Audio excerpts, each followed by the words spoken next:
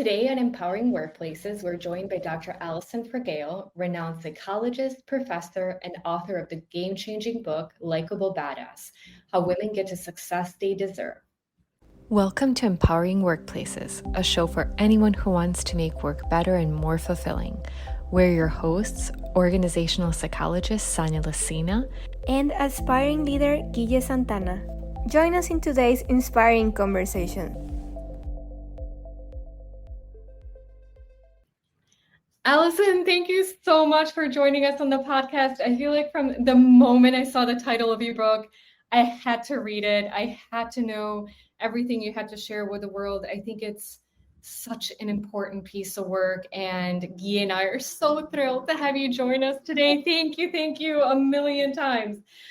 Before we jump into the many questions we have ready for you, we'd love for you to tell a little bit more to our listeners about yourself, because I feel like you're just this incredible, likable badass. I would love for them to know more about the author before we go in and share a lot of different practical tips and stories that all of our listeners can take away and leverage in their day-to-day lives. So welcome, please tell us a little bit more about yourself. Well, first, you're both amazing. Thank you for having me. So excited to be here. So you hit on some of the big ones. I'm an organizational psychologist, been a professor for a really long time, teaching human behavior to lots of audiences. And I wrote a book that we're going to talk a lot about. Outside of those things, let's see. I'm a mom of 3 kids. They're all named after famous Chicago athletes. I do currently live in Chicago, despite the fact that my university affiliation for 20 years was the University of North Carolina. And what do I love? I've concluded I love all things après. I love après ski. I love après sailing. I love après golf. I'm kind of indifferent on all the things, but the apres of them, I can totally get behind. I'm obsessed with coffee and wine in equal parts. And I love the Golden Girls, and I just came out of a very intense season of watching a lot of Hallmark holiday movies. So that's me. Oh my goodness, you and I have to be friends. Because I lived in Chicago for 11 years. I love Chicago. I also adore both coffee and wine and all that. So everything that you're saying, we'll connect on it after. Totally. I'm an even bigger fan of after knowing all those personal things. So thank you so much for sharing that. I really appreciate it. I love that. Yeah, me too. I love coffee too. So, yep. So Alison, I love the term likable badass. Can you break it down for our listeners? And can anyone be a likable badass? Like, can I be one? Well, I'll answer that question first. The answer to that question is 100% yes, no doubt. What is it? So, I put this on the cover of the book. It's catchy. So like Sonia says, like it makes people want to pick it up, but it has a real specific meaning rooted in my area of expertise in psychology. What I help people think about is status, which is how much we're respected by other people. So being respected, it's valuable, it feels good, we deserve it. And likable badass is my cute reference to how do people decide that they respect us and they value us. And it turns out that those judgments that people make about us and the judgments that we make about another person, do I respect and value that person? Those are not random decisions. They're based on us evaluating 2 things about a person. One is, do they care about us? Are they friend or are they foe? So if you think about this in a caveman time, figuring out if somebody was going to help you or hurt you was the most critical thing you needed to understand about another human being. And so we still very much focus on that. Are you going to make my life better or worse? Mm-hmm. On the cover of the book, I call that likable. In the book, I call it warmth, but it's really about, are we oriented toward others? Do we make other people's lives better? And when people believe that about us, they're much more likely to respect us, to value us, to want to be in our orbit. And then the second thing, once I figure out that you're going to make my life better, is, well, are you good at anything? Are you good at what you do? Because if you have good intentions, that's step one, but can I put a task in your hand and feel confident that you'll execute it well? Whether it's simply, if I tell you that the Uber needs to be here at 10 o'clock, can you get that done? Versus if we're working together and we have a project, can I delegate tasks to you and know that they'll be done effectively. So when people trust that we're very capable, they also respect that, because I know, okay, you're willing to help me and you're able to help me. And that's, on the cover of the book, I use the term badass. So essentially what I'm talking about is people see us as very caring and very capable. Then that's the magic for getting people to respect us. And that's what we care about when we decide, do we respect other people? Thank you for that explanation. I feel like it really embodies the concept so well and resonates so well. So writing a book is a really big undertaking, says someone who's never written a book, but I've I've written a dissertation, and I knew that was even huge. And I know that a book like Likeable Badass is an even bigger undertaking. So what inspired you at this moment in time to actually take that on?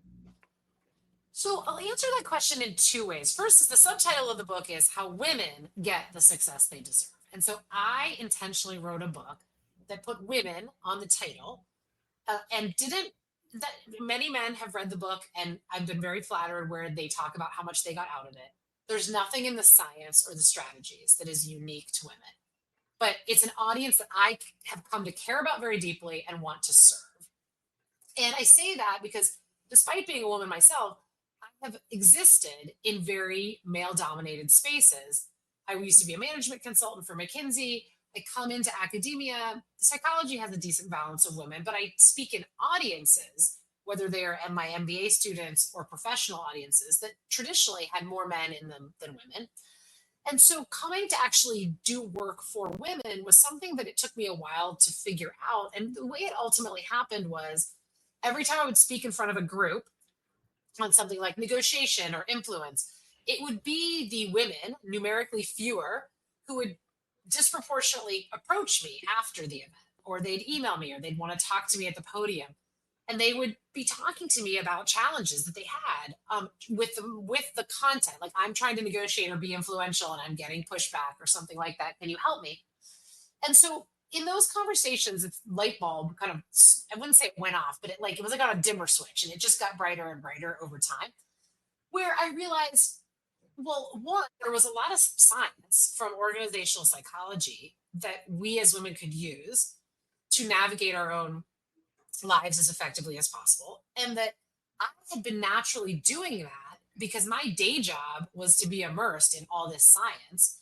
And I would naturally just take it and think about how I could use it to navigate my life as a woman at work. And that we hadn't done a great job of taking that science and putting it into the hands of women and saying, okay, if this is true from psychology, well, how could that help us solve whatever challenge we had? So I said, well, I want to do that. And so I started doing that in non-book form, in teaching, in speaking, in social media.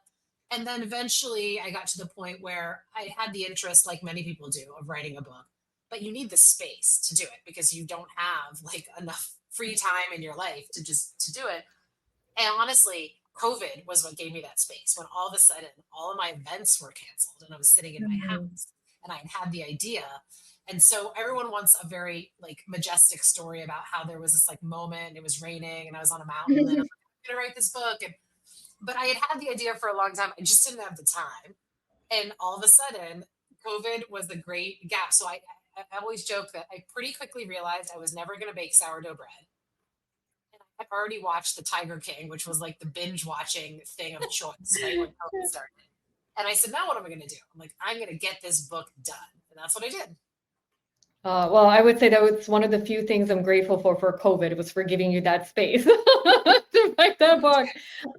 And also, I'll take practical over anything else anytime, because the number of moments that I've felt inspired in my life and then had a really hard time with pull through because I didn't know how to make the time, are quite a few. So I love that. Like, honestly, like, hey, like it was just a moment that I had. And again, thank goodness, because the vast majority of us would have never had a chance to try your bread. But look at how many of us are actually benefiting from your book. So cheers to that. Thank you. So we're recording this episode in January 2025. You can listen to it like anytime, of course, but right now it's a time of conversations and of pay raises and promotions and all that kind of stuff for many, many companies. So Alison, I wanted to ask you, what are some like specific strategies and tips for our listeners so they can navigate these conversations at this time of the year? Yeah, it's a very, very important on a lot of people's minds. So in a perfect world, what I want you to be thinking about is this conversation for this time next year, because one of the things that we do with these conversations is we don't like to have them. So any conversation you don't want to have, you save up until the very last minute. And then you wait, and when it's the last minute, you need people to take instant action. So one of my first tips is you've got to start having this conversation earlier than you need somebody to actively move on it, because it takes time. A promotion or a raise, the way to think about it is it's asking the other person for a change in the status quo. Mm-hmm. When we ask people to change, their first reaction is to resist change. Human beings don't like change. They want to stay where they are, which is often why we get a no, because my promotion or my raise requires you to do something different than you're currently doing, whether it's go talk to somebody else, think about how to reallocate work, think about where money's going to come from. And so we have to give people the same runway that we would if we were rolling out any type of organizational change. So I always say start early, before you're bitter, before you feel underappreciated, because if you feel those things, they always come out in the conversation, no matter how professional you try to go in there. And then when you come across as bitter and unhappy, it never sets a good stage for people giving you what you want. So starting early. So even if you don't, that's not on your list for 2025, I would still say lay the groundwork, because if it's on your list for 2026, you don't want it to be the first time someone's heard about it is the moment you need them to like snap to action. The second thing is always talking about like what are your unique talents and contributions that you're adding to make somebody else's life better. You always got to answer the what's in it for me question. At the end of the day, all human beings care greatly about themselves. Doesn't mean they don't care at all about other people, but anytime you can tell a story that's in someone else's self-interest, you're going to move them a lot quicker. So how is what I want in your self-interest? You know, and a lot of times we come up with this attitude, the logic of, well, so-and-so is getting paid this much, you know, and so I should be getting paid this much. Or externally market data says this. Okay, those are arguments and they're not terrible, but they don't really motivate someone's self-interest. If I want to be promoted, what I want to say is, look, you know what I'm really good at? I'm really good at A, B, and C. And guess what? Those are the skills that in this promotion, I'm going to be able to utilize more than I am in my current role. And that's going to make me really excel. Or even if it's, you know, titles matter. And so I'm going to be able to take more work off your plate, because when I'm interacting with people external to the organization and I'm at this level, then all of a sudden I'm a peer and they don't want to go around me or go over my head to come talk to you. And so it's going to give me the standing to be able to be your representative in these rooms and these audiences. Always tell your story about how what I'm getting from you is going to make your life better. And that is a part that I think a lot of people forget in that narrative. And they focus a lot on like, I deserve it, which is true. You do deserve it, but that doesn't answer the what's in it for me question. Well, I think those are incredible tips. And I remember earlier in my career, I was having a very similar conversation with a friend who I really considered my mentor because he was a few years older. And I remember saying like, oh, I want to ask for a raise because of my cost of living changes, because he was like, Sonia, no, like do not go in there. And it's interesting because I felt in some ways that I was very lucky to have had somebody in my life that I felt so comfortable with that I could have that conversation. And as I go through, even with some members of my team, like I feel like I need to pay that forward, because it's really surprising the tips that you just gave, how few people ever heard that in their careers.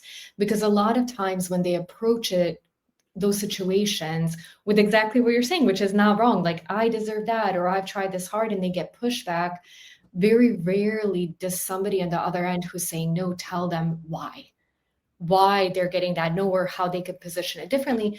Because, you know, the leader to employee, like, you want it to be a friendly relationship, you want it to be a positive, you want it to be a mentorship, but it's not always that. And so I would say for our listeners, maybe pause right now, re-listen to what Alison just said, because I think it's, you know, we talked about in the sense of promotions, pay raises, but I think those are maybe some really valuable negotiation strategies, no matter what situation you're in or no matter what you're asking for. And to me, I always laugh because a lot of things that I learned in the professional setting, I realized how much later it helped me with conversations with my parents, with my partners. My kid's still little, so as a 6-year-old, it doesn't work as well yet, but I think one day it will.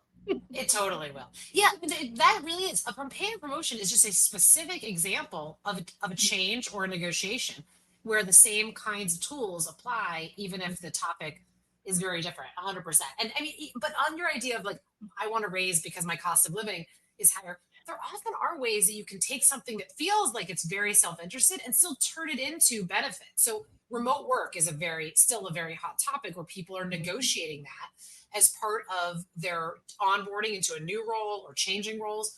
And you might say, well, I get why remote work is good for me, but what's good for you? Or what, how do I turn cost of living into a, you know, a mutually beneficial argument? It could be something like, right? Like me being proximal to the office gives me, right, X hours of more time a week that I have been using to be able to, and then fill in the blank, mentor the team, create this initiative that I've been doing outside of my formal job responsibilities.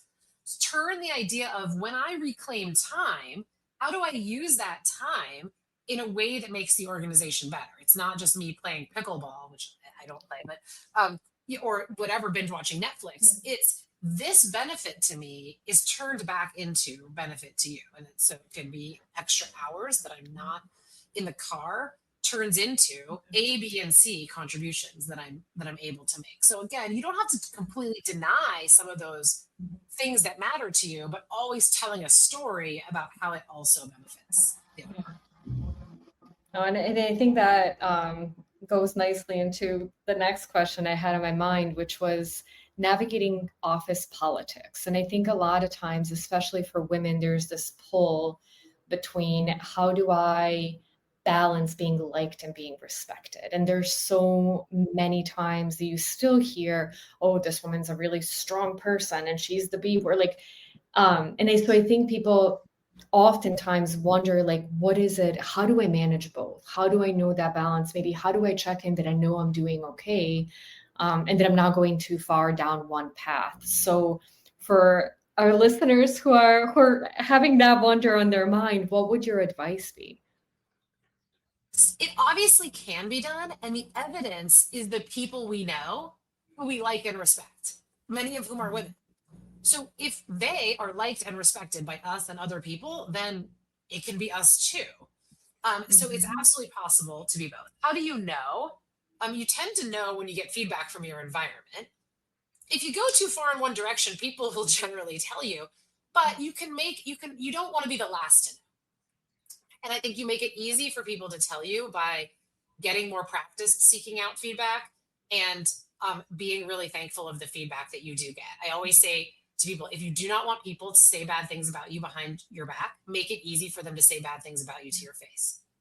Because if they know they can come tell you and that you'll be grateful, they're excited to do it because it's rewarding. So get into the habit of being a good feedback recipient on any kind of feedback. You'll hear about it sooner. But the idea is, first of all, like a couple things on this that I believe in very strongly. First, I think a lot of women have been criticized about their likability for so long that they kind of react to it like a teenager would. Like, don't tell me what to do. I don't need to be likable. And the reality is that just defies all psychology that we know. Okay?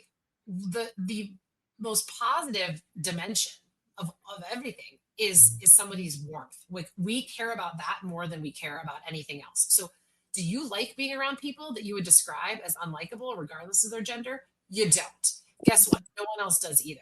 So just because you've been unfairly criticized, it does not mean that it is a good strategy to say, I don't care about whether or not people like me. That does not mean you need to pander to everybody or do everything everybody wants, but being a person that other people like enjoy being around, and they feel like when you walk in, they are happier, that is going to serve you well in so many ways. So let's not abandon that.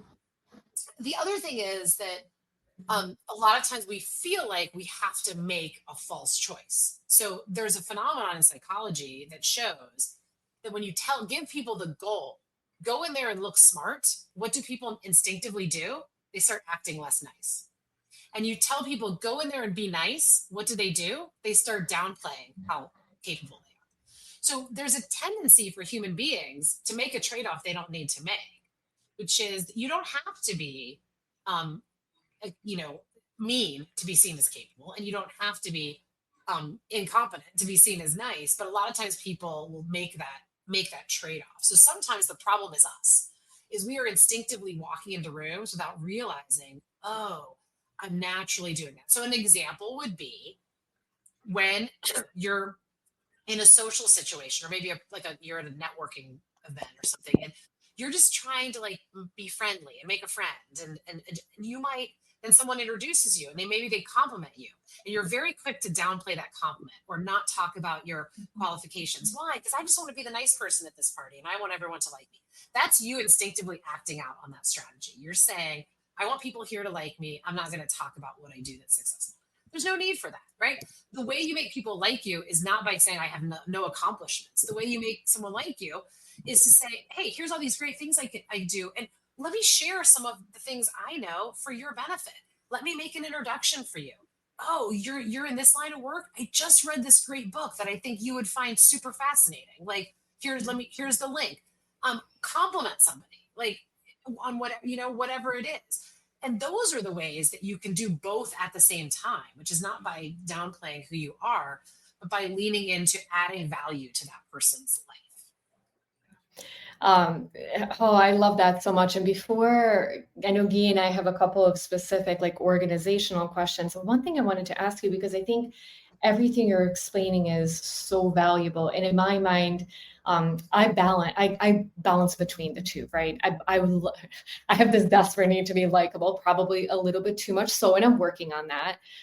But then I also like having my credibility, and I love the fact that I have a PhD, because I always felt like that was one of those things that like can't be taken away from you. And in most places in the world, it automatically gives you like a certain like, okay, not anyone, like you needed to put in a certain level of effort. You needed to have a certain level of intelligence to accomplish it. But I still often feel that pull. And a lot of times what helps me is following people that like embody that really well. Is there, or who I would say, who are maybe some women that come to mind for you? And I know with the word social media is a little tricky, because I know we can all, manufacture our own story. But as our, listeners are following this conversation and thinking, I love everything that Alison is saying, like, are there some people who I could maybe follow to see in real time some of the examples of how they manifest themselves as likable badasses? Are there any public figures maybe that come to mind, just like one or two that you would say particularly embody some of the things that you were explaining? Yeah, I mean, look, I think there are a lot. Like for me, who do I think gives off good, like likable badass vibes? I think Oprah's like a super famous example, and Michelle Obama's a pretty good famous example. I ride a lot of Peloton, so I think particularly a lot of the female Peloton instructors are definitely like have likable badass vibes. Like Robin Arzon is that way. Tunde Onyenane, I spoke at a conference right after her. She was very likable badass in person. I just was riding her Peloton ride this morning. But here's the thing I really want to say about that. So if you find somebody like that, like follow them for sure. But here's the thing, most of the people in our orbits that we can learn from are not at all famous, and they never will be. And they are amazing people who have the respect of their world and their audience. And those are, to me, the much more interesting people to study. Like when I ask people to name likable badasses in their life, they do not give me names of famous people. They say things like my grandma, my next door neighbor, my high school music teacher. Like, and that I think is the cool part. Like these are not people who have PhDs or have a million Instagram followers. They are people who go out and when they speak, other people listen and want to hear what they have to say. And how have they done it? They've done it through their own way of showing that they're capable in their domain and they care about other people. But when you find somebody like that, study them. Like I, as a person who studies other people for a living, one of the things I got practiced at was kind of staring at people and being like, okay, I really like this person. Why do I like, why am I so drawn to them? Why do I respect them so much? And then I would just like stare and be like, what are they actually doing that's causing my brain to say, yes, like I totally am buying what you're selling. And a lot of times you like pick up, it's the small things, but you can go one step further, which is to ask them and say, I really respect you. I get the sense a lot of other people do too. And that's not like, it's because of how you're showing up in the world. And I'm sure you may not always know or be conscious of what you're doing, but maybe we could talk about it and you could tell me, or we could figure out together what are some of the things that you do so that I can learn from them and I can start to model them because I see you as a person that I, represents a lot of my ideal qualities. And I think that's super flattering conversation to have. People will love it. It might take that person a while to unpack what they do and you might need to help them because in my work, I've learned not everybody who shows up as Likeable Badass can tell you at first blush why it's worked. But if you start to unpack it, you can start to figure it out. And a lot of the things like I put in the book that are ideas from other people, the way I got those ideas was I just watched them and I just saw, oh, they're doing this. And that I can understand why that actually works. And I could copy it and I could do it too. Yeah. Well, thank you for those examples. And I think it makes, again, the goal of being Likeable Badass so much more realistic or achievable. Because again, like the woman you mentioned, like Oprah, Michelle Obama, like idols, icons, but you don't have to be. And I think you're right. Like, as you were talking about like somebody's grandmother or a friend or a mother or a colleague, like I instantly started getting images of all these people who were surround me on an almost daily basis where I'm like, yes. And when it's somebody like that in your life, you feel like maybe the gap is not that big, that it's something that's like, I really admire this person and I want to know what they do. And I believe that if I'm not there yet, I could do what they're doing. So thank you. I love those examples. And I love like literally how, as you were saying that, all of these images that started to run through my head. And in many ways, I actually get goosebumps when I say, like, I feel like, wow, I feel so lucky to have so many Likeable Badasses in my life. That so many like visuals populate in my mind. Yeah, we all do. And I think the key is if you're trying to grow in these areas, the key is to break it down into something that you can actually execute. Because if it's just seen as like a charisma type of thing that can't be named, everything can be named. Your brain is paying attention to certain things that they are doing. And all you need to figure out is what is your brain paying attention to? And once you start thinking about this, your conscious brain will help you a lot. Like, so when I'm focusing on someone, I'll notice like, oh, in that moment they said something and my brain just kind of lit up that I really liked them. What was that thing? And I'm like, oh, they were talking about something that I have in common with them. Okay, well, yeah, we know similarity leads to attraction. So if I talk about commonalities more, that will help my audience like have that ding, ding, ding moment with me too. So once you start doing this as a student of human behavior, you can pretty much, even if they don't say anything, figure out a lot of what they're doing that you can then decide, is that part of my authentic strategy for how I connect with other people as well? I love that. I'm not a psychologist, but I'll definitely put that into practice. And I do resonate a lot with what you've been saying, Alison. And so many women in my life are coming to my mind, right? But I want to know, like, how can I support those women too? And not only like myself, but also like their allies, like a partner, a coworker, a friend. How can we support women in their quest for success in the workplace and in life in general? Totally. I love this question. And the beauty is my answer is easy. It requires no authority or money whatsoever. And it also has the secondary benefit of being really, really advantageous to you as well. And that is, I think the single biggest thing we can do is we can help build the status of other people, meaning we can help do things that get them respect. And all we need to do to get them respect is to tell other people that we know how capable and caring that person is. So every time I share a story and I say, oh, like I'll give you an example, right? You host a podcast. So you might be always looking for who's the next great guest. And I could say to you, oh my gosh, I know the person that you need to have on your show next. Okay. This person is amazing. And I very quickly rattle off, right? A few things about them of why you'd be super excited to talk to them. Okay. What have I just done in that little interaction? I have built that person's status. When you talk to that person's now not just a stranger. They already have a little bit of an advantage in your brain. Why? Because I said they're super nice and they're super smart and you're going to love talking to them. And so that was what I call other promotion, not talking yourself up, but talking up other people. And it's a huge way that our status gets built is people talk about us when we're not around in positive ways that convince the world Alison really knows what she's doing and she's a good person. So when we do that, we are building other people's status. It's such a costless thing to do. And all I tell you is, this is the way I think about it is, I'm a busy person. I don't have time to like add a bunch of to-dos to my list. You're busy people. So instead, I don't make a goal of like every day I need to be promoting X people. I just do it this way. Whenever a thought pops into my head of, oh, so-and-so is amazing, just try to find some way to put it out into the world. Like either tell them or ideally tell somebody else. And when I just wait for those moments to naturally occur and then I try to verbalize it, I'm doing a lot of other promotion without adding tasks to my day.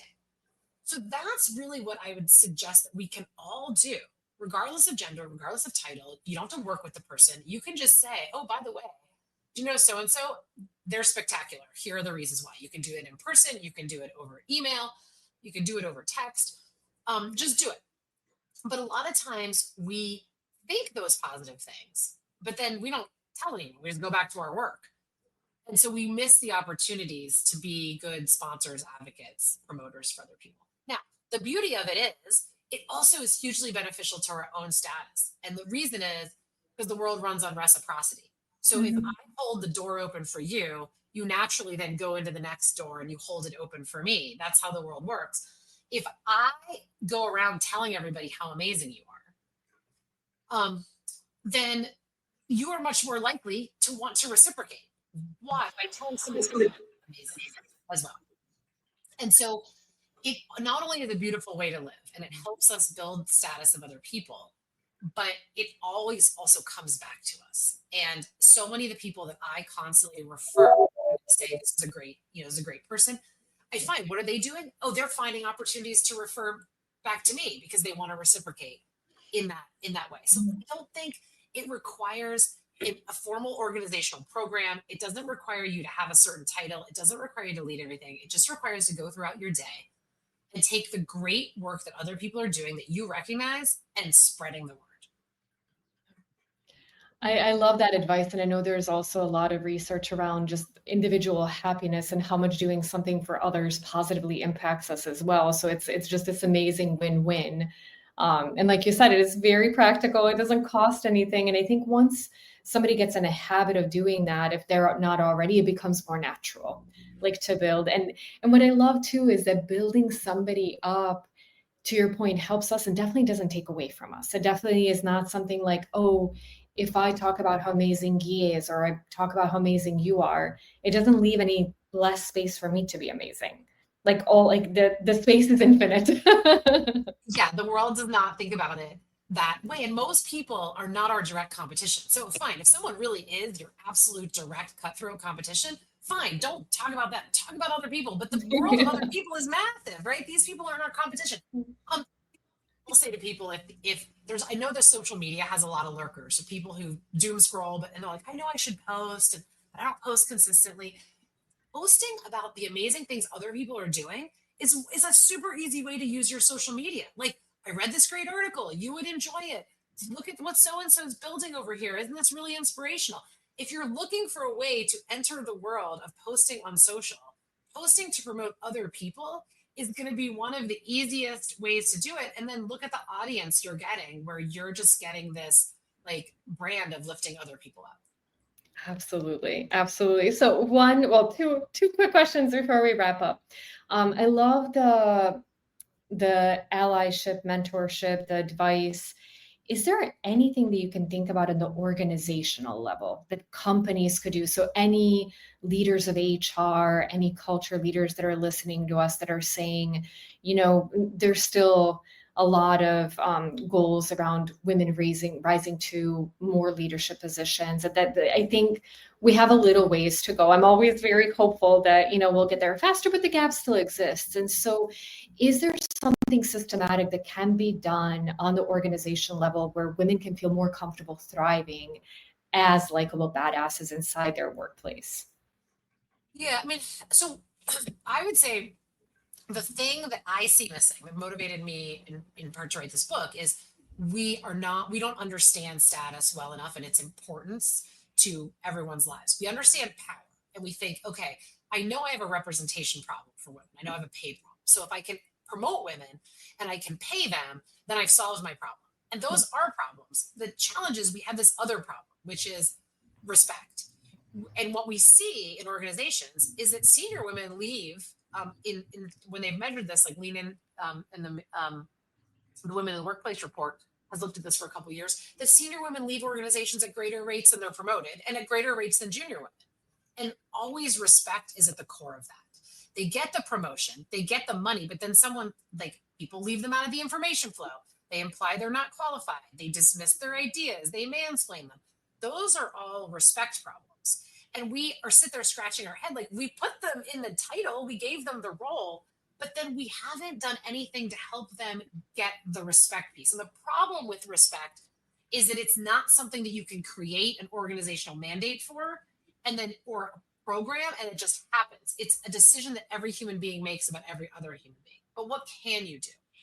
You can start to turn attention and create a language for saying, look, as a leader, it is your responsibility to pay attention to who's respected and who's not. And if people who deserve to be respected are getting signals of disrespect, you better fix that. So I think about this in the context of my family. I have 3 kids. And if I see like one of my kids being disrespectful to another kid, I see that as my responsibility to step in and say, that is not a marker of respect. It's not okay for you to do that. But I have to do that interaction by interaction. I can't just put a list of family rules up on the bulletin board and say, okay, like these are our rules. Because in those interactions, that's where a kid says, my sibling doesn't value me. And so you have to pay attention to it and say, yeah, that when they're talking and you start talking over them, that's not respectful. Don't do that. And so I do it because I'm trying to, signal that everybody is worthy of respect. And when I see you doing something that you may not realize the consequence of what you're doing, but I have to step in, and you have to keep doing that day in and day out. Like, I was like, how many times am I going to have this conversation? And the answer is apparently more than I've already had, because they keep doing it. And the same thing is true in our leadership, right? If you sit there and you let one person in the meeting be talked over and it's your team, you've allowed that person to disrespect the other person. And it doesn't matter what title or what happens at that promotion conversation. This person's like, I don't want to work here anymore because it just feels too hard. So that's really what I want. I think leaders need to start paying attention to. And I would just give you as a leader a really simple task. It's just go around for a week, and just when you're in your meetings, you don't know what else to do, just pay attention to who respects whom and how can you tell. And you'll start to see all the signals that people give off. And you'll start to realize, like, do some of these things need to change? Because our people who are really valuable performers are women, right? Are people of color, like any group that's been systemically marginalized. And yet we are allowing people to signal in the meetings and in the environment that they're not respected. And then you can start to decide, what do I want to do about that? But if you just pay attention to that for a week, you'll start to see things that are happening that you haven't really thought about. Oh, thank you. I think that is so valuable. And again, another point that really resonates. I feel like I've seen it, and the idea of needing to step in more in different situations, I think to your point is really critical, because until we fix that root problem. Everything that we're doing to fix the numbers or fix any ratios, it won't have the effect that we want. So the last question, I can't believe I'm going to ask you this after the conversation we've had, but if there was just one key thing, and I don't know if that's even possible, but if there's one key thing that you had to choose from this whole conversation that you want to make sure our listeners walk away with, what would that be?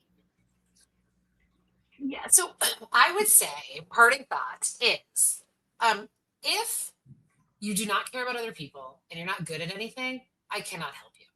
I only talk to people who care about people and they're good at something, which I think describes all of your listeners and most people I interact with. And what that means is you are a likable badass. The only challenge you have is how do you help other people realize that? You're not trying to be anything you're not. You are those things. You're just trying to communicate it in a way that your audience appreciates it. And that's where I think, so that's where authenticity and strategy beautifully coexist. Like, be your true self, because your true self is very caring and very capable. But be strategic about how you let people see that about you and how you let people know that. So it's not about being something different than you are. It's about being who you are and being more strategic about letting other people see the true you.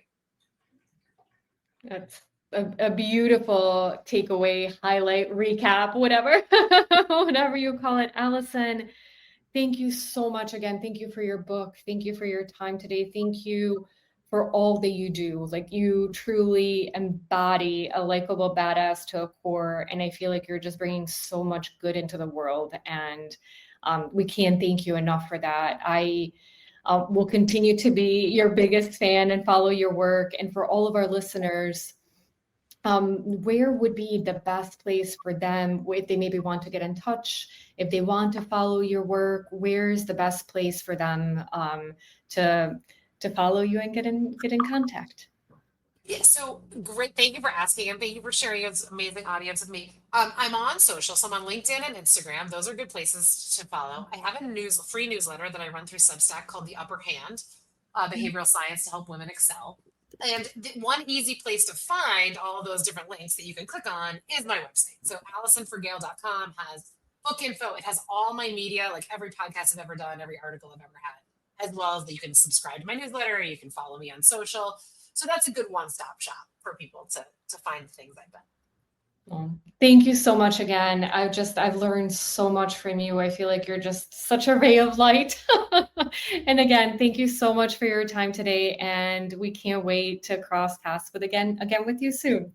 And we will. Thank you both.